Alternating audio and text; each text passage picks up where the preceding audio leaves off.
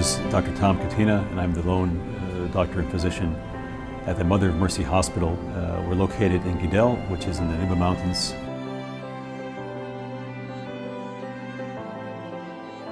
The Nuba Mountains are a disputed territory on the border between North and South Sudan. The Nuba are farmers.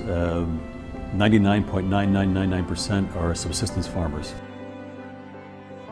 Very simple, very humble, hardworking. Since we've opened, I've been pretty much the only doctor.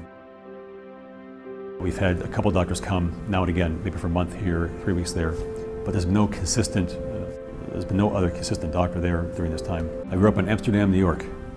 Large Catholic family, seven of us all together. Pretty rowdy household growing up, a lot of fun. Yeah, pretty active. I initially studied mechanical engineering in college, and before I graduated from college, I had the wish to do some kind of mission work. So my initial desire was to do mission work when I was in college. This was to serve overseas in some sort of mission capacity. So I graduated with my degree in mechanical engineering and realized there was nothing available. There's no mission work you could do as a mechanical engineer. I thought, well, I should go into medicine. It just sort of popped into my head that would make a lot more sense. The work is extremely difficult. Hours are long. I'd say the most difficult part of the job, the biggest hardship for me is dealing with deaths. Dealing with patients who die. They're excruciating. The only way you can describe it is excruciating. It's physically painful when someone dies. And as a doctor, every doctor has, during some time in their career, they have patients who die. I think probably the difference for us is, since I'm by myself as a sole physician, I feel responsible for all the patients there. Often if there's a problem, if there's a complication, there's no one else to consult. I don't have someone else I can give an opinion. If there's an operation, I've got to do it. I don't have someone that can help me out with the operation or that can give another opinion. You can't share that burden with another doctor. And that makes it more difficult. And difficult to deal psychologically. But you've got to get over that because there's a line of people waiting to see us. So you've got to get beyond that. You've got to cross that psychological hurdle. Maybe try to figure out why the person died and try to learn from it, but then move beyond that. Because if you don't, you get paralyzed and you can't see other patients that you need to take care of. There's some gospel passages that really stand out. One is when there's this guy goes to Jesus, and apparently the guy was very wealthy, this young man, and says, hey, what do I have to do to what do I have to do to be a good person, live eternal, get eternal life? And Jesus said, well, just live the 10 Commandments. And the guy said, well, I already do that. I live the 10 Commandments. What else do I have to do? And Jesus said, well, if you really want to, gain eternal life, you've got to sell everything you have, pick up your cross, and follow me. And it said the passage reads that the rich man the man walked away very sad because he was very rich, whereas he couldn't do it. So Christ was telling the guy, look, if you really want to follow me, this is what you got to do: sell what you have, get rid of everything, and come and follow me. Just be simple about it. Just kind of give up the stuff and make it something. Don't make it something complicated. Just give up what you're doing here, give up what your goods, your life, and come and serve these people and follow me. And Christ's mission really was to serve the least of these, serve the poorest of the poor, and take care of people that don't have someone else to take care of them. So when I see that, it just resonates with me very strongly. I think I've been given everything in this life. I mean, all the opportunities from being born into this family, all the chances for education, everything. So I feel in some way I should pay something back. That's part of it. I feel I owe something to even this guard a bit.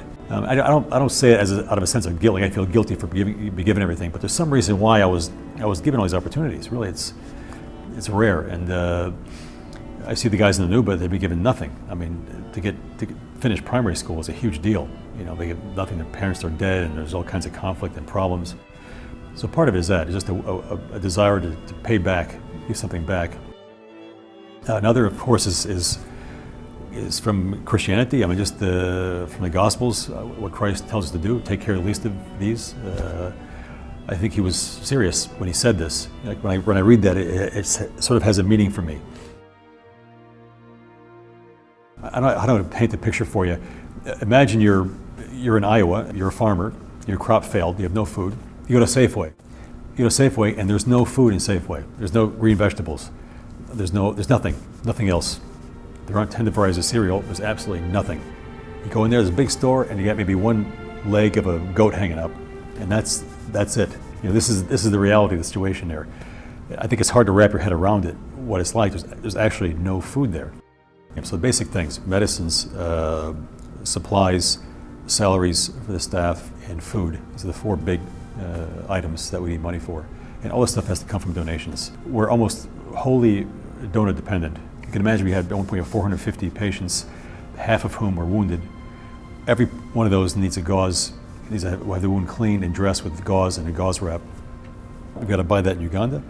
We've got to put it on trucks, truck it from Uganda all the way through Sudan up to Ida refugee camp, then get another truck, bring it up to our place, all sort of covertly. It's always a challenge to keep the hospital supplied because the logistics are difficult.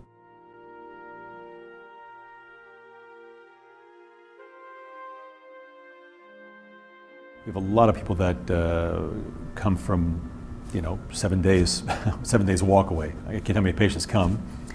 They say, I've been 7 days on the road trying to get here. So we'll start walking from, someplace a couple hundred miles away. They'll start walking, walk away, maybe they'll catch a vehicle going, part of the way, get a bit of a ride. It's unbelievable. You almost feel bad, You feel humbled because you really want to do something. Someone comes and tells you, it's like I'm walking 7 days to get here. And you feel terrible if you really can't do something very, good for this person. Yeah, I can't imagine doing any other work that would be more rewarding.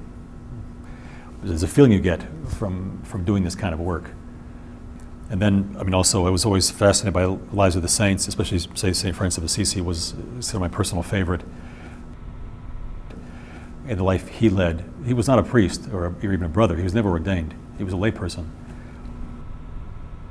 Kind of tossed away. He was son of a rich merchant, and just kind of tossed that out. And he wasn't a medical person. He just kind of walked around preaching the gospel and just lived a very simple life. Just kind of that has always been appealing to me, to sort of chuck all this stuff out and just be simple and just sort of follow Christ the best way you think you can do it, whatever you feel called to do it.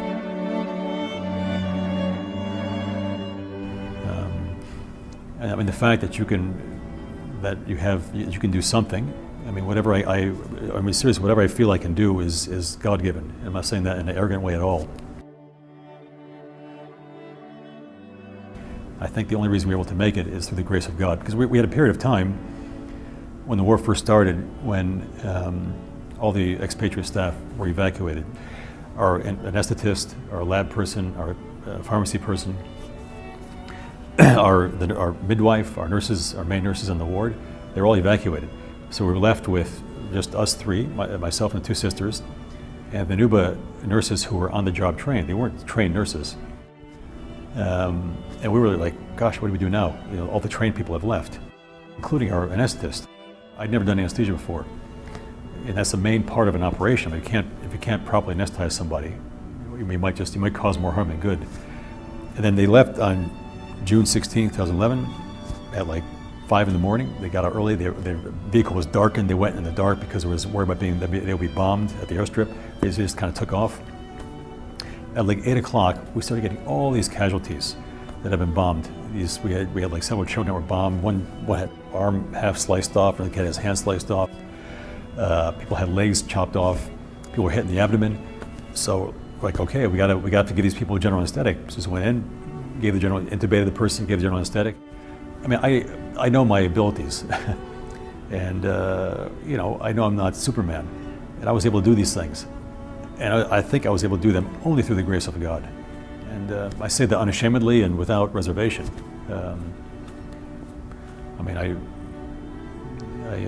I really felt that by the grace of God, we were able to keep the hospital going, despite losing all these people, despite reams of people coming in with horrible wounds. And we were able to manage. And people got better. And I see it as somewhat miraculous. For me, I think it's individual. I'm not saying everybody should do this, but just for me, it kind of resonates with me. I just feel something inside that says, yeah, this is kind of right for you, and how Christ is calling you to live your life.